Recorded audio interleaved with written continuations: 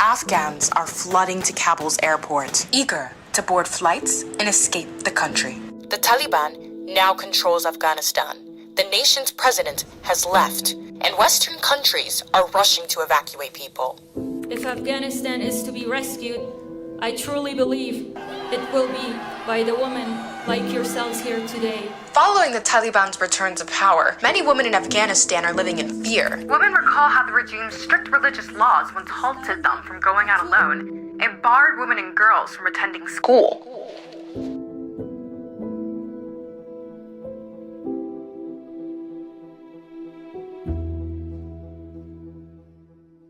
Hi everyone, my name is Alaa Elhiraika, and thank you for joining me today to see the start of my new podcast series where we take difficult historical topics and discuss them in modern-day formats. Today's topic is centered around Afghan women and their education. What does education mean to Afghan women?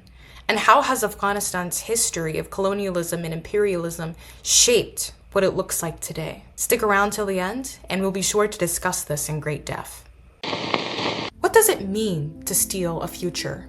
To tell a girl that the classroom she once sat in is now forbidden. To watch an entire generation of women disappear from schools overnight, as if their ambitions, their dreams, and their futures were never meant to exist in the first place. This isn't just happening in some distant past. It's happening now. In Afghanistan, girls who once studied to become doctors, engineers, lawyers, are being told they have no place in society. Not because they lack the ability, not because they lack the desire, but because they are women. The following snippet is from an interview I held with a young woman named Sara Eskanduri, who currently resides in Afghanistan. She, like me, once planned to attend college, but under the current regime, she no longer can. Her voice embodies the urgency of this crisis, and I'm very thankful for her acceptance of my interview request. یکی از آرزوهایی که داشتم موفق شدن و کامیاب شدن در پوهنتون کابل و خواندن طب مالجوی بخصوص رشته استوماتولوژی را خیلی دوست داشتم بخوانم و روزه به او برسم، اما به چنین دلایلی که برای ما اجازت داده نشد من برخلاف علایقم رفتم رشته را خواندم که خودم زیاد علاقه نداشتم، فقط خواستم که مصروف باشم. بعض رشته ها از افغانستان اجازه داده شدن مثل قابلگی، نرسینگ، پولیتیز، فقط همین 3-4 بخش بخونم. And this isn't something new. Afghan women's education has been a battlefield for over a century. Colonial powers, foreign governments, and fundamentalist regimes have all tried to control their futures. But Afghan women have never accepted silence. They have always fought back. So today, we're going to be talking about the real history, about how empires have used women's rights as a tool, about the determination and persistent resilience of Afghan women, and about why this fight for education is not just theirs, but ours. Part 1. British colonialism and the white savior narrative.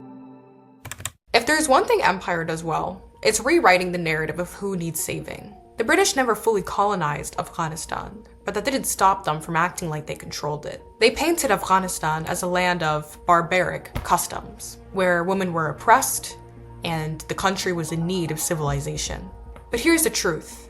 As always, the British weren't actually interested in Afghan women's education. They were interested in control. Edward Said's Orientalism makes this painfully clear. Colonizers loved the idea of the helpless native woman in need of rescue. And yet, when actual Afghan women were fighting for their education, the British weren't allies.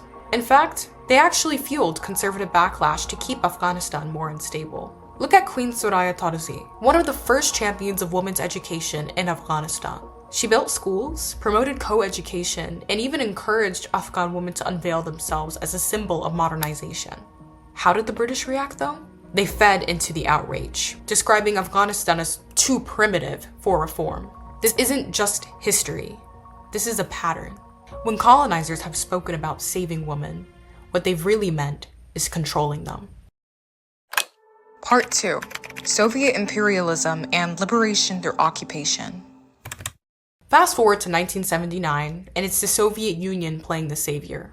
When the Soviets invaded Afghanistan, they framed it as a modernization project. More girls in school, more women in the workforce. On the surface, it looked like progress, but there was a catch. This wasn't organic social change.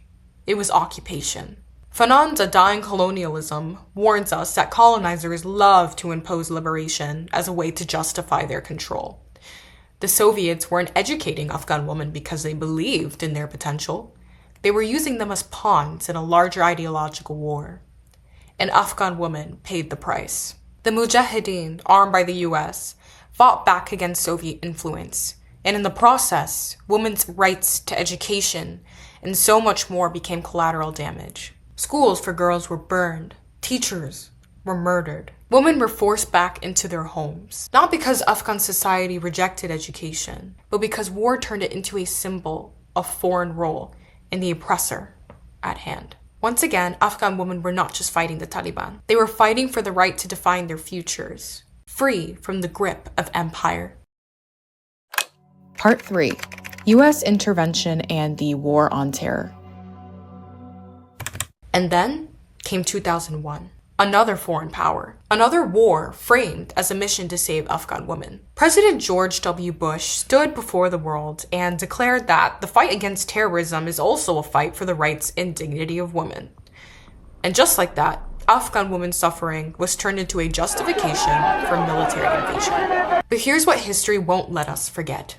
The US had already been involved in Afghanistan long before 9/11. They had spent the 1980s funding the Mujahideen, who later became the Taliban. The same forces that burned down girls' schools? The US had once called them allies. Laila Abu Lagoud, in Do Muslim Women Need Saving, warns against this Western impulse to rescue Muslim women. Because what happens when the cameras turn away? When the occupation ends? What happens is what we see now. 20 years later, the Taliban is back in power, and Afghan women are being erased from public life once again. No longer are they even able to walk in public parks. Empires do not save women. Women save themselves. Conclusion. The future of Afghan women's education. So where does that leave us? Where does that leave the girls who once sat in classrooms and now sit in silence? Afghan women's education has always been a political battleground, not just under the Taliban, but under British colonialist, Soviet occupiers, and US military forces. And yet, despite it all, Afghan women have never stopped fighting. Underground schools still exist. Women are learning in secret. They're finding ways to resist, to teach each other, to pass down knowledge even when the world says they have no right to. I've seen this determination firsthand. Volunteering with Nova Raft, an Alexandria-based organization in Northern Virginia near DC.